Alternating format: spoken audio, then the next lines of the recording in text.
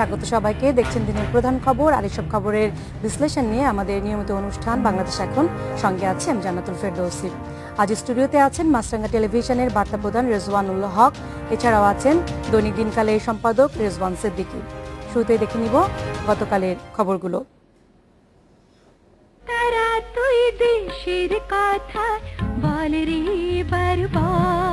মহান বিজয় দিবসে মুক্তিযুদ্ধে বীর শহীদদের স্মরণ করছে জাতি। সকালে জাতীয় স্মৃতিসৌধে শ্রদ্ধা জানান রাষ্ট্রপতি আব্দুল হামিদ এবং প্রধানমন্ত্রী শেখ হাসিনা।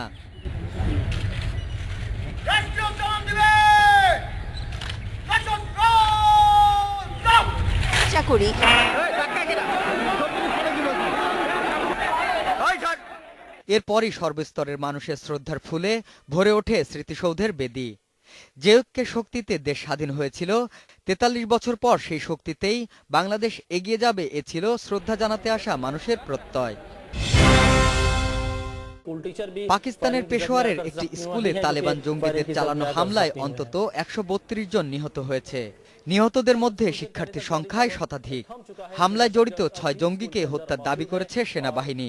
ঘটনার দায়িত্ব স্বীকার করে তেহরিকে তালেবান বলেছে, বেশি বয়সী শিশুদের খুঁজে বের করে হত্যার নির্দেশ দেওয়া হয়েছিল। আমার 2 ছেলে এই স্কুলে পড়াশোনা করে। সকালবেলা ফোন পাই জঙ্গিরা হামলা করেছে। আমার এক ছেলে স্কুল থেকে বের হয়ে আসতে পেরেছে, আরেকজনের এখনো কোনো খোঁজ পাচ্ছি না।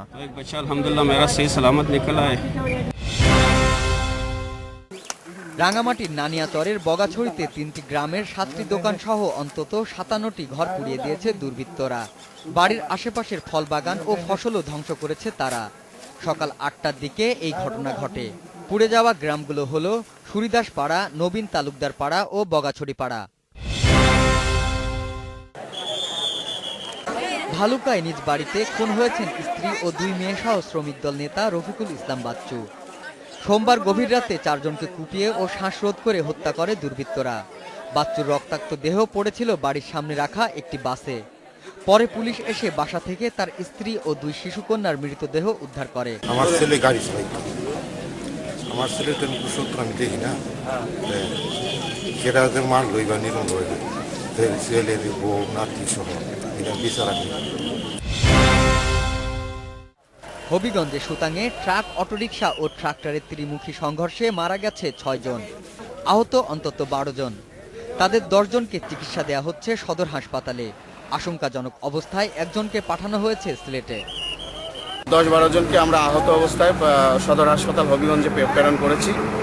আর রাস্তা কিছুক্ষণ বন্ধ ছিল, জাস্ট রেকার এসে সরানো পর্যন্ত। 12 জনের অবস্থা খুবই খারাপ এবং আমরা চিকিৎসা দেওয়ার চেষ্টা করছি, যথাসাধ্য চেষ্টা করতেছি আমরা।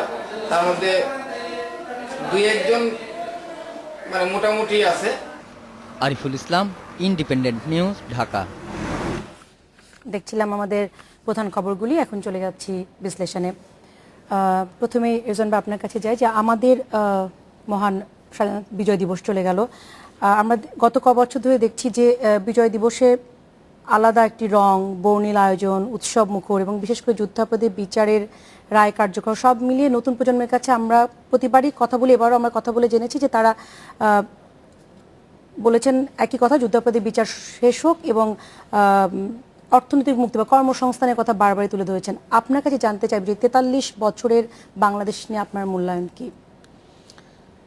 বাংলাদেশ প্রকৃতপক্ষে 43 বছরে অনেক অগ্রসর হয়েছে। অনেক দিক থেকে আমরা অনেক ধরনের উন্নতি করেছি। অর্থনীতি বলেন, কৃষি বলেন, শিক্ষা বলেন, সকল দিক থেকেই আমরা অগ্রসর হয়েছি। সুতরাং এই অগ্রসরের ধারাটার সঙ্গে যে জিনিসটা আমরা যুক্ত করতে পারিনি সেটা হলো যে এর সঙ্গে রাজনৈতিক যে অগ্রসরতা আমাদের দরকার ছিল সেটা বারবার নানান কারণে হোঁচট খেয়েছে। সে কারণে দেখা যায় যে কখনো যে গতিতে আমরা যাচ্ছি এই গতিটা একটু শ্লথ হয়ে যাচ্ছে, এই গতিটা ওভাবে যেতে পারছে না। তারপর তাত্ত্বিকভাবে যদি বলা যায় যে সেটা হলো যে আমরা সবসময় বলি যে গণতন্ত্রের সঙ্গে উন্নয়নের একটা ঘনিষ্ঠ যোগাযোগ আছে। তো এই দুটো জিনিস কখনো কখনো আমরা দেখেছি যে বিচ্যুত হচ্ছে, দুটো জিনিস এক হচ্ছে না, এক জায়গায় যাচ্ছে না। সম্প্রতি তো একজন মন্ত্রী বলে ফেলেছেন যে গণতন্ত্র লাগবে না, আগে উন্নয়ন করে নিতে হবে। সেটা যে ইম্পসিবল সেটা অমর্ত্য সেন তার বিভিন্ন তত্ত্বে বিভিন্ন বক্তব্যে বিভিন্ন লেখায় সে কথা প্রমাণ করে দিয়েছেন যে না এটা সম্ভব নয়। যে কোনো উন্নয়নের পূর্বশর্ত গণতন্ত্র, গণতান্ত্রিক সমাজ, গণতান্ত্রিক ব্যবস্থা। সেদিক থেকে আমাদের সামনে সত্যি সত্যি এক অপার সম্ভাবনা আছে।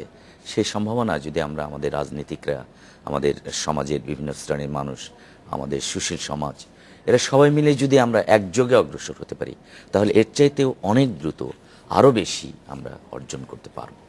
রাজীব ভাই, আপনার কাছে একই প্রশ্ন, মূল্যায়নটা জানতে চাই। আমিও একইভাবে রেজন ভাইয়ের সঙ্গে একই সুর মিলিয়ে বলতে চাই যে বাংলাদেশের জন্মলগ্ন থেকে এ পর্যন্ত কিন্তু অনেক রকমের বাধা বিপত্তি, আমাদের একসময় তো আমাদের দেশের পরিচিত ছিল বিশ্বে যে প্রাকৃতিক দুর্যোগের দেশ। আমরা কিন্তু সেই প্রাকৃতিক দুর্যোগ কিন্তু মোকাবেলা করার একটা ওয়ার্ল্ড স্ট্যান্ডার্ড সেট করেছি, সেটা আমরা কিন্তু ওভারকাম করেছি। আমাদের একসময় দেশে খাদ্য ঘাটতি ছিল। যখন 71 সালে আমাদের স্বাধীন হয় তখন 7.5 কোটি মানুষ ছিল, এখন তার দ্বিগুণেরও বেশি। সেই খাদ্য ঘাটতি কিন্তু এখন আর সেই রকমভাবে সেরকম কোনো ঘাটতির কথা শোনা যায় না। আমাদের একসময় উত্তরবঙ্গে একটা নির্দিষ্ট সময়ে মঙ্গা একটা অনিবার্য বিষয় ছিল, সেই মঙ্গাও কিন্তু এখন শুনতে পাই না। আমাদের লেখাপড়ার মান নিয়ে কিছুটা প্রশ্ন আছে, শিক্ষার হার বেড়েছে, মোটামুটি অনেক দিক থেকে আমরা কিন্তু অগ্রসর হয়েছি। মাতৃমৃত্যু হার, শিশু মৃত্যু হার, সব দিক থেকে আমরা অনেক দিক থেকে আমরা আমাদের আশেপাশের অনেক ভারতের মতো দেশের চাইতেও আমরা কিন্তু অনেক ক্ষেত্রে, আপনি যদি এই ধরনের সোশ্যাল ইন্ডিকেটরগুলি আমরা দেখি, ভারতের চাইতেও আমরা কোনো কোনো ক্ষেত্রে এগিয়ে। কিন্তু একইভাবে আমিও একই কথাই বলতে চাই যে আমরা যেভাবে আমাদের সমাজ এগিয়েছে, যেভাবে আমাদের তরুণ সমাজ এগিয়েছে, সেইভাবে আমাদের রাজনীতিবিদরা কিন্তু এগোতে পারেন নাই। তাদের মধ্যে মানে দুঃখজনকভাবে ক্ষমতার দ্বন্দ্বটা এত বেশি প্রকট, এবং সেটা এত সামনে আমরা আরও দেখছি, আরও দিন দিন পরিস্থিতি আরও খারাপের দিকে যাচ্ছে। এই জায়গাটা যদি একটু মিনিমাম একটা সমঝোতা যদি থাকতো, তাহলে বাংলাদেশ আজকে যতদূর এগিয়েছে আমার মনে হয় আমার আরও দ্বিগুণ আমরা এগিয়ে যেতে পারতাম। তো এই দুঃখের বিষয়টি কিন্তু রয়ে গেল, এবং আপনি যার সঙ্গে আলাপ করবেন আমার ধারণা সবাই একই কথাই বলবে, যদি এইখানটাই ঠিক করা যেত তাহলে হয়তো আমাদের অগ্রগতিটা আরো অনেক বেশি হতো। এই জায়গাটা নিশ্চয়ই ঠিক করবেন রাজনীতিবিদরাই, তাদের হাতেই তো এই বিষয়, রাজনৈতিক ঐক্যটা আসলে কার হাতে এখন? আমরা বারবারই অনেক দিনের প্রশ্ন, এটা অনেক দিন থেকে এই বিষয়টি ঘুরে ফিরে আসছে। নিশ্চয়ই জনগণের কিন্তু আকাঙ্ক্ষা যে আমাদের বড় দুই দল, রাজনৈতিক দলগুলো কিন্তু একটা, আমরা দেখেছি অন্যান্য দেশে, পাশের দেশ ভারতেও দেখেছি, এবং আজকে পাকিস্তানের ঘটনা আমরা সবাই জানি।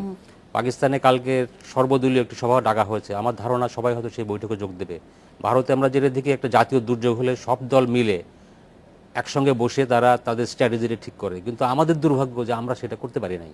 আমাদের জনগণের আকাঙ্ক্ষা বহুদিনের যে একটা মিনিমাম সমঝোতা থাকুক, তো জনগণের আকাঙ্ক্ষা আছে, রাজনীতিবিদরা সেটা এখনো অনুভব কেন করছেন না, বা তাদের জানি না কি সমস্যা আছে, দায়িত্ব কিন্তু আমাদের এখানে আমরা দেখি এটা বড় দুর্যোগ হলে বরং এটিকে ইস্যু করা হয়, একদল আরেকদলকে দোষারোপ করতে থাকে। একটি ভালো কিছু হলেও সেটিকে সাধুবাদ জানানো হচ্ছে, এই জায়গাটি বলবেন যে এখানে এটা ঠিক যে দোষারোপের একটা প্রবণতা অনেক সময় আছে। ধরা যাক যে ধরেন বিএনপি 7 বছর আগে, 8 বছর আগে ক্ষমতাচ্যুত হয়েছে। এখন আমরা দেখি যে এখানে রেল দুর্ঘটনা হয়েছে, এই বিএনপি ঠিক মতো করে যায়নি বলে এই দুর্ঘটনাটা হয়েছে।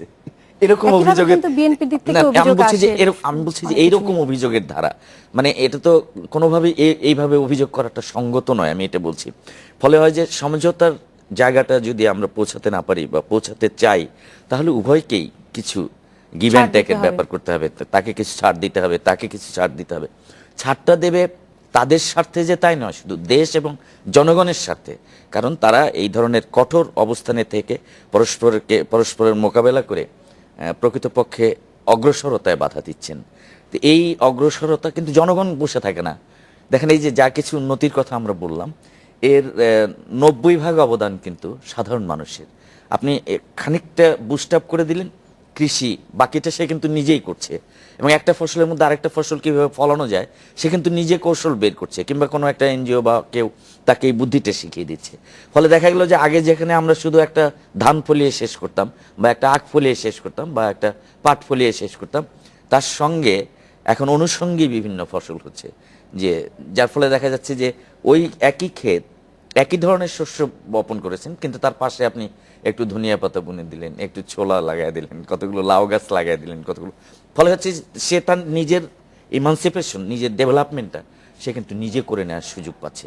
সেখানে যদি রাজনৈতিক পরিস্থিতিটা, হানাহানির মতো অবস্থাটা না থাকে, তাহলে সেই লোকটাও কিন্তু আরো অনেক দ্রুত এই পথে অগ্রসর হতে পারে এবং দেশ এগিয়ে যায়। রাজা ভাই, পাকিস্তানের কথা বলছেন, আমরা আজকে জানি যে পাকিস্তান একটি বড় ধরনের একটি দুর্যোগী বলা যায়, এত বড় এত শিশু একসাথে নিহত বলা হচ্ছে।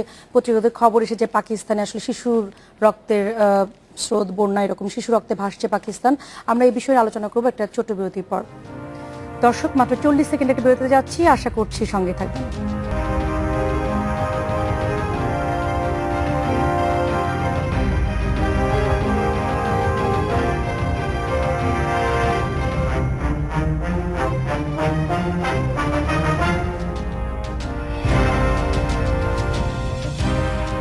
বিরতির পর ফিরে এলাম, চলে যাচ্ছে আলোচনায়। রাজা ভাইকে দিয়ে শুরু করি যে পাকিস্তানের পেশোয়ারের যে ঘটনাটি, সবশেষ খবর যেটা আইএসপি দিয়েছে পাকিস্তানের, যে তালেবান ম্যাসাকার 141 জন স্কুল, ওই ঘটনা 141 জন মারা গেছেন। তার মধ্যে স্কুল ছাত্রই আছে 132 জন, যাদের স্কুল ছাত্রের বয়স 10 থেকে 18, কিন্তু তালেবানের ঘোষণা অনুযায়ী যে বড় শিশুদের না, ছোট শিশুদেরকে বাঁচিয়ে রেখে বড় শিশুদেরকে তারা হত্যার নির্দেশ দিয়েছিলেন। আপনার কাছে জানতে চাইব। আমি ধন্যবাদ। আমি এই প্রশ্নের জবাবের আগে আমি শুধু 10 সেকেন্ড বাড়তি নেব। রেজন ভাই বলছিলেন যে বাংলাদেশের উন্নতির পিছনে কৃষির অবদানের কথা বলছিলেন। আমার মনে হয় যে এটা আমাদের সবারই বলা কর্তব্য, যখনই যে সুযোগ পায়। বাংলাদেশের কৃষকরা যে নীরব বিপ্লব বাংলাদেশে ঘটিয়েছে এবং যে খাদ্যের স্বয়ংসম্পূর্ণতার যে দাবি আমরা বড়াই করে বলি, কিন্তু কৃষককে কিন্তু আমরা সেই ক্রেডিটটা দিতে চাই না। তারা নিজেরা সরকারের সাপোর্ট তারা পেয়েছে কম বেশি, কিন্তু সেই সাপোর্টটুকু কাজে লাগিয়ে তারা যে অভাবনীয় সাফল্য দেখিয়েছে, এটা যদি আমরা স্বীকার না করি, এই স্বীকৃতি না দিই, তাহলে আমরা অকৃতজ্ঞ হব। তো আমি এই সুযোগে এই কৃষকদেরকে এই জন্য আমি আমার কৃতজ্ঞতা জানাই যে তারাই কিন্তু বাংলাদেশকে এত দূর এগিয়ে নিয়ে গেছে। আর খাদ্য সংকট যদি কোনো দেশে থাকে, সেই দেশ কিন্তু কোনোভাবে এগিয়ে যেতে পারে না। যাই হোক, আপনি পাকিস্তানের কথা বলছিলেন। দেখুন, বাংলাদেশে যখন বিজয় দিবস পালিত হচ্ছে, সারা দেশ যখন আমরা বিজয়ের উৎসব করছিলাম, তখন পাকিস্তানে এরকম একটি মর্মান্তিক ঘটনা ঘটলো এবং এই ঘটনার মধ্যে দিয়ে আবারও প্রমাণিত হলো যে পাকিস্তানের সঙ্গে যে থাকাটা আমরা যে থাকি নাই, আমাদের থাকা উচিত ছিল না, সেটা আবার নতুন করে প্রমাণিত হলো। পাকিস্তানিরা আমাদের মুক্তিযুদ্ধের সময় বাংলাদেশে এইরকম বর্বরতা দেখিয়েছে এবং তারা যে এখনো মানে ধর্মের নামে সেই 71 সালে যা করেছিল, এখনো আপনি জানেন, নিশ্চয়ই পড়েছেন, তারা যখন স্কুলে ঢুকে গুলি করে, তার আগে তারা আল্লাহু আকবার মানে স্লোগান দিচ্ছিল।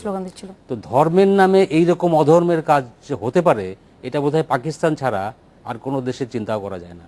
এটা আসলে ভাবা যায় না যে এরকম একটা ঘটনা ঘটতে পারে। আমার ধারণা যে পাকিস্তান সরকার তারা কিভাবে তালেবানদের সঙ্গে হ্যান্ডেল করছে বিষয়টা, তাদের সঙ্গে বোধহয় একটা শান্তি আলোচনা চলছিল। শান্তি